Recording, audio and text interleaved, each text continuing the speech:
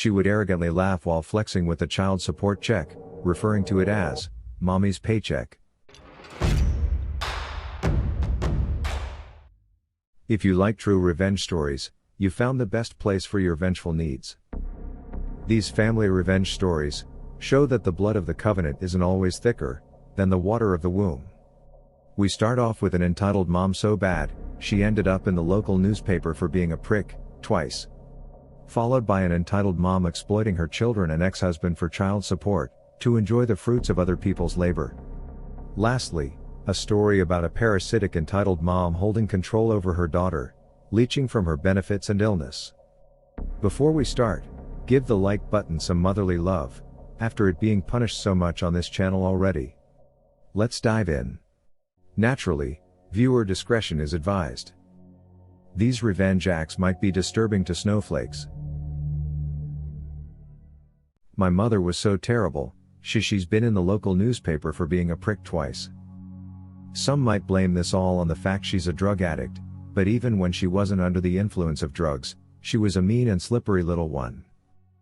So you get she's a bad person, but let's go back to the beginning.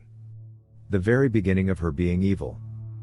I was around 8 or 9, maybe I needed to be punished, I don't remember nor feel the need to care. But she sent me to the corner. I felt whatever a child should feel and protested by not staying in the corner. She would yell at me while shaking my little body and I resisted, as I did not want her to touch me like that. Her eyes would fill with rage as she would pick me up and throw me through the room at the wall. She just threw me. A young kid that probably accidentally broke a lamp or took a quarter from a jar she had hidden. She threw me at a wall, resulting in a wall crack and potential concussion. Freaking insane in the membrane. Flash forward to when I'm 13 and when a lot of this next doo-doo happens, in which I'll boil the worst parts down. We moved to a city with cool places, decent second-hand game shops, antique stores and a junior hockey team called the Peets. We live in an apartment and my devilish mother meets an impressionable man around her age. We all do the obligatory, he's not so bad, and allow him into our lives. I was growing up while knowing my mother was a user of narcotics, but I find out they are doing heroin and hard stuff. She would ask me to throw out the garbage and only later I realized, the needles sticking out that could have possibly killed or infected me were drug needles. She got in literal knife fights with this lovely man she was seeing, making me walk my young sister to my aunt's. Because their problems were affecting us to such an extent we weren't safe. She lost the place when I was 14, putting us in a women's shelter with a nice park beside it. Irresponsibly she had prescribed medication and took 4 times the recommended amount right in front of the staff. The staff saw this and were alarmed by the sight. Worried for us and her own health, she was rushed to the hospital and my sister and I were placed in foster care, both with different aunts. Half a year later she tried to end herself but failed, because a cop caught her. This'll sound morbid, but I wanted him not to find her. You'll know why soon enough. This attracted pity and later my aunt wanted me to pick either foster care or going back to her care. I only picked her because everyone else said she deserved someone in her life. So fast forward a year. Only minor doo-doo happened, but my grandfather had a failed chemo thing, don't know what happened exactly, but his health faded fast. I hope he rests in peace.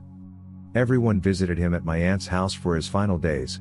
Not a week into this and my mother finds a dealer, gets high and tries to make me get in the car with her. Knowing this was crazy, I resisted. She gets angry and drags me while I'm screaming. She falls and crushed one of my cousins who was sleeping nearby. The commotion woke up my other family members and they would keep her from taking me into her car. My mom would call the police, but ironically she would be the one getting arrested. Grandpa passes, but because she was disturbed, she went back home when she was released from the police and only showed up to the funeral being a mess. At this point I was forced to go home with her, but over the next 2 months I get tired of her narcotics lifestyle and make an attempt to leave. But get this, it resulted in her attempting to end me with a hammer. Seriously, no joke. Who does that? After the impressive struggle on my side, I got hold of the hammer and immediately ran to the police station. She came in later, telling the cops, no, I didn't do that, he's young and he doesn't know what he's saying. Because there's no blood on me or the hammer and there are no alarming injuries, combined with no other place to stay for me, they didn't know what to do. They chose to let her off the hook. So I was on my own, so it was time to get revenge. I'm back home, waiting to try and escape again. When she leaves to get something from the store, I grab valuables that are mine, including my Nintendo, break her television purposely and left, never seeing her again. When older, I remember catching a sight of her at a beer festival I was wading through. But she was too drunk and dumb to notice me, and that's the actual last time I saw of her. I find out she only had the place we got because she got child tax benefit, which allowed her to get funds to take care of a child. She purposely kept on receiving these funds for months while she wasn't taking care of me. I make sure it's cut off and find out a couple months down the line that she lost the place. She became homeless and was never allowed access to the women's shelter, making her situation really fricked, as she could only visit my sister and some other family members, who didn't seem to care much anymore. I've slowly gotten better, left that city so she never gets the chance to see her son again, and my life is better. This was almost 2 years ago. In these 2 years she tried to stick my dad on me, who is another homeless person but with rich parents allowing him a little access to stuff. Found out he wanted to add me on Facebook and such. I blocked the requests. I find out she's contacting my sister and tell my poor sister to refrain from replying. She does, but later blocks her on every site to stop contact. This was on my advice, to not let her in her place. That lovely boyfriend she was with, the drug guy, died of a carfentanil overdose and now she's alone. I'm willing to share my story, but it's not meant to belittle single mothers nor people with mental illness. I do still love my mom, but this was a story about how things can come back to bite you. So just some backstory here. My parents divorced when I was just in kindergarten, so I was no more than 6. My mom got full custody of us and she suffered from mental illness. I believe she has borderline personality disorder, and she was also a typical narcissistic parent. Anyway, ever since the divorce, she would always tell us how it was not her fault we didn't have enough money for things and blame my dad. If there was nothing to eat for breakfast and we complained like small children do when they were hungry, she snapped, "It's your father's fault, so cry to him." I just learned never to complain and do without, and spent my childhood taking care of her. My 10-year-old sister and 8-year-old me were trained to come right home from school, do our homework and clean the house and take care of ourselves. Don't ask mom to make dinner, make it yourself. Do all the house chores so mom doesn't have to do anything, to keep the peace. It sounds bizarre, but we thought that was normal, as well as being hit and told on a daily basis that we were worthless. It got worse during my senior year of high school. My grandma died a few months before that summer, leaving my mom close to $75,000 back in 2000. My mom quit her job and blew through the money before the summer was over. After this, she would refuse to get another job and kept coming up with excuses not to work. She would say, "I need a break, get off my back or I hurt my leg," while going out drinking with her friends and acting like a carefree teenager. So I spent my senior year working hard at school and harder at my part-time job after school. I pretty much took care of an overgrown child who refused to work, help out or take responsibilities. Anytime a utility shut off or there was no food left in the house, she just griped, "You have a job, why can't you pay it?" If I brought up the fact that my dad sent her child support, she would just complain that she had to pay my sister's tuition, which I later learned was a lie. She would flaunt that child support check and laugh, while referring to it as "mommy's paycheck." Flash forward to when I was about to choose a college. My mom keeps bellyaching about the costs and of course has zero saved in a college fund. I couldn't afford a private university since I was offered a partial scholarship, so I decided to go to a reasonably priced and still highly regarded state university.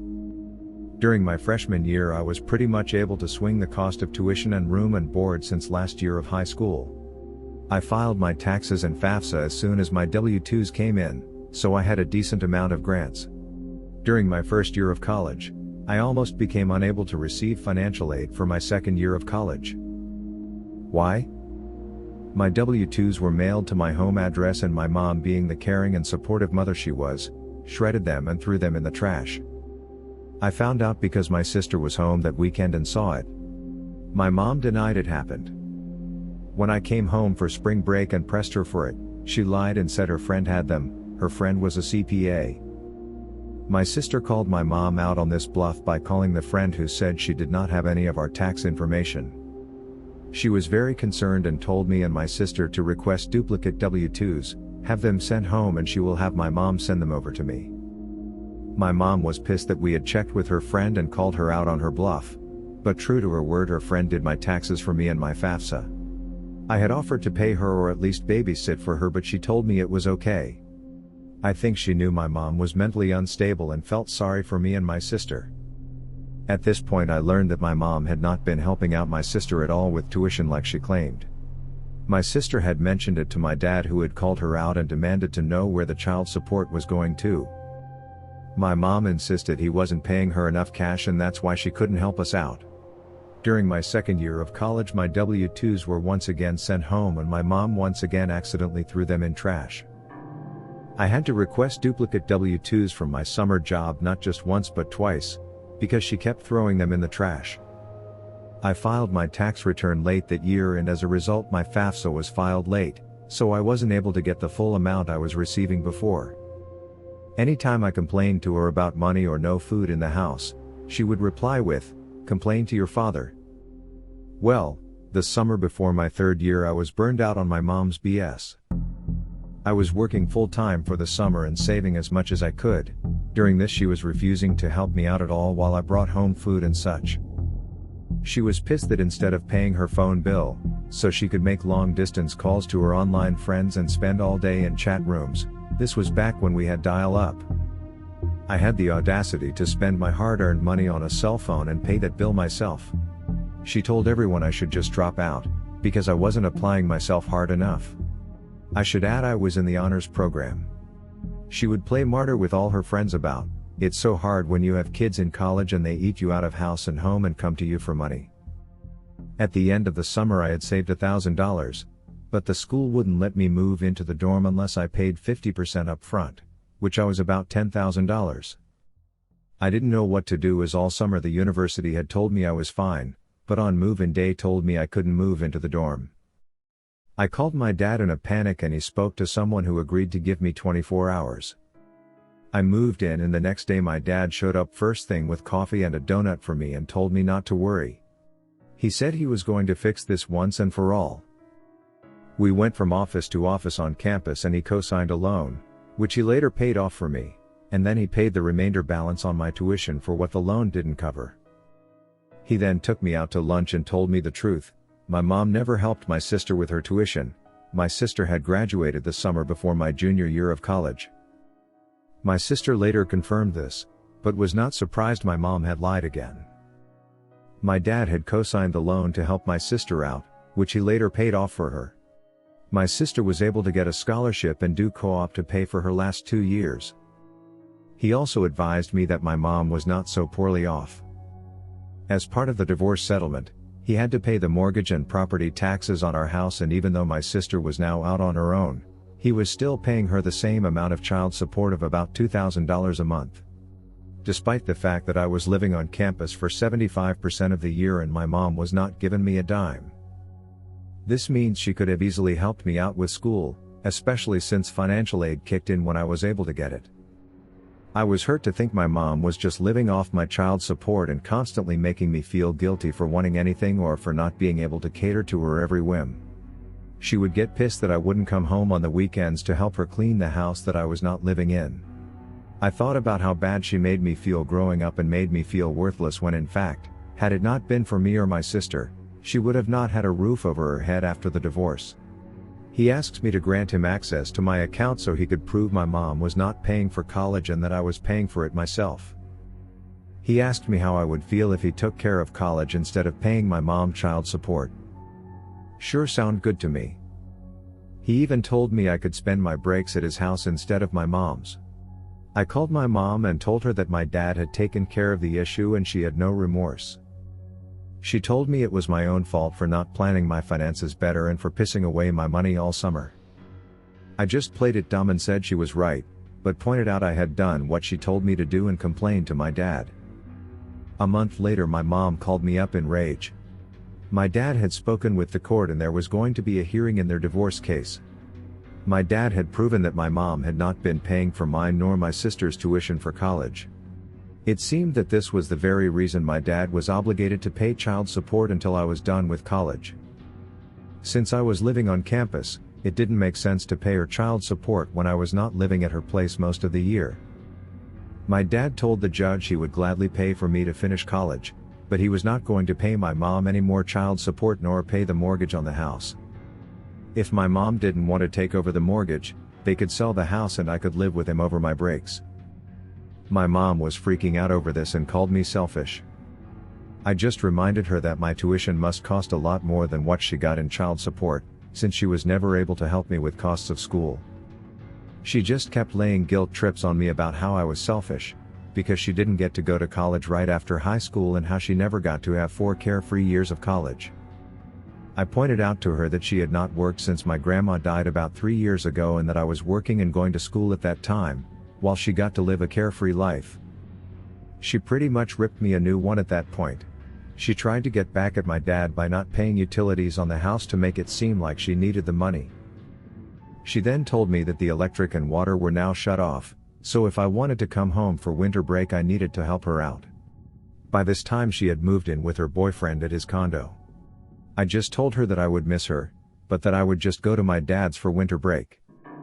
She was pissed and cried about how selfish I was for not wanting to come home for Christmas. Little necessary side note, the Christmas before was a catastrophe. It ended up in my mom throwing all my personal belonging out of the house, because there was a weekend where I stayed on campus instead of coming home to clean the house. The reason I stayed on campus was to learn for the finals the week after. Let me add that if I traveled home, I had to take 2 buses, 2 trains, spend $20 one way and wait for her to hopefully remember to pick me up at the train station. Which was a whole 20-minute drive for her, after I had traveled for up to 5 hours. I even told her I would help clean for the holidays once I came home for winter break. Her response? She took all of my things, threw some in boxes and threw them out on the front lawn. Most of my things were destroyed by being left in the rain and I discarded most of it. But I digress. I told my mom that I would come and visit her over my winter break once she got the utilities turned on. I told my dad what was going on. He said he and my stepmom, my half-brother and sister were thrilled I was going to stay with them for winter break. He could also get me a job in his office as well during winter break. He also called my mom and reminded her that the child support had not stopped, and they were going to list the house in a few months. So he emphasized what this nonsense was about the utilities being shut off. She was enraged, but magically came up with the money to turn them back on.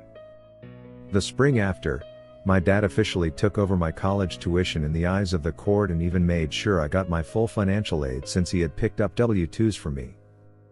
My mom lost her child support. She was told by the judge that she better cooperate with the sale of the house and keep up with the utility bills. Her boyfriend moved in with her till the house sold and she moved to another time zone. Without telling me or my sister, but that's okay I guess. The real kicker? It was cheaper for my dad to pay college costs, than to pay her child support.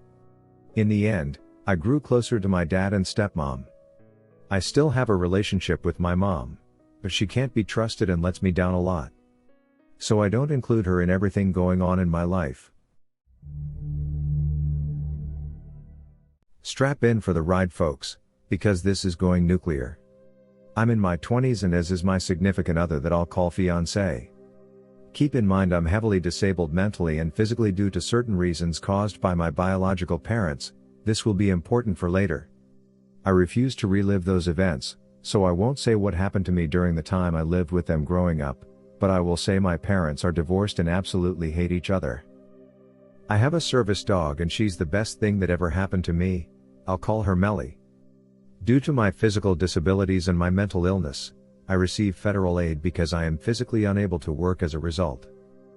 I've been receiving benefits and using them for the right purposes like my rent, getting my college loan paid off, and among other things I'm using it to afford my medications for my conditions. Even though I am legally diagnosed by an actually certified professional, I want to make sure you understand I'm thankful for the help and I use it the right way. On the other hand, you have my mother, who is a firm disbeliever of mental illness and states that because she had a bad life, it also means that no one else can suffer, and would always use that excuse with me. She was the person that the government dubbed in control of my aid benefits. That was until I moved away eventually, when my now significant other helped me get out of that situation. During the time that I was with her, she wouldn't report to the government like she was supposed to, even though I would repeatedly tell her she had to. Her reply, "Why don't you report it yourself then?" I would have liked to do it myself, but the government doesn't want a report from me, since I'm not the one that the government dubbed was in charge. I tried on multiple occasions to convince her, to no avail. That's when I tried myself. After getting my name, they would ask directly for my representative, my mom, and cut me off as I was trying to explain the situation. When that failed, I tried going in person, only to get met with, "We need to talk to your representative, or they have to be present for you to speak to us."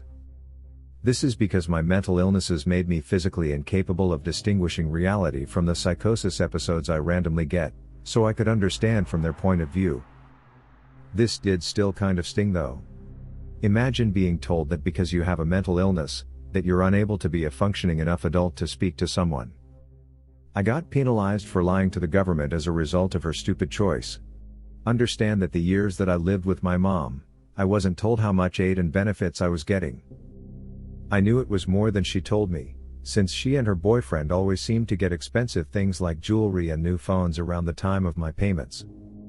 In short, the rule for my payments is that I can't have access to the money, but it has to be used for my needs, not hers. The only other option I had, other than magically getting better, was to get kicked out of the house and end up homeless without my benefits.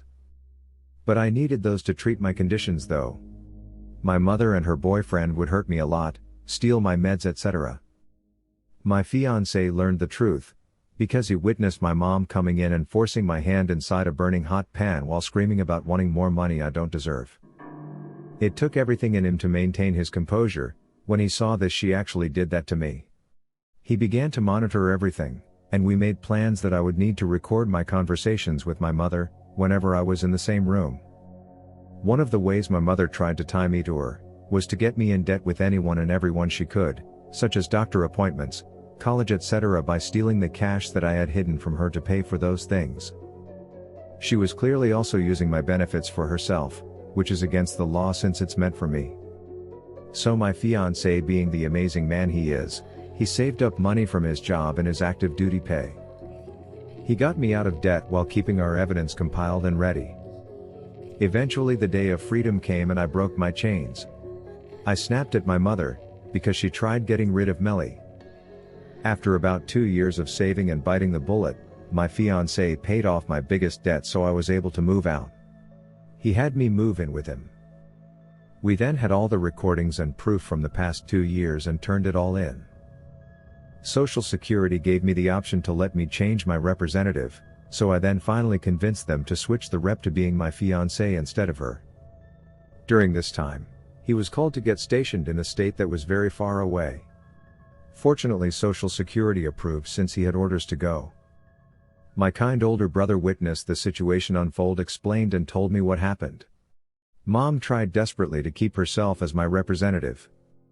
She lost the money she was using for all her fancy things as well as her house. Yes, you heard that right. She used my benefit money to pay for the house without telling me. She was found guilty of federal fraud and falsifying federal documents, among other things. I don't know how long she got. I didn't bother asking because I just completely cut her out of my life. My life is better now. My fiancé is amazing and still is my caretaker. My condition has improved since I was able to start treatment without having someone get in my way. Thank you for enjoying this episode, which was made with artificial love. Subscribe or give Royal AI some sugar by avenging the like button. Could you imagine doing one of these acts yourself? Share your experience below. I'll join the conversation.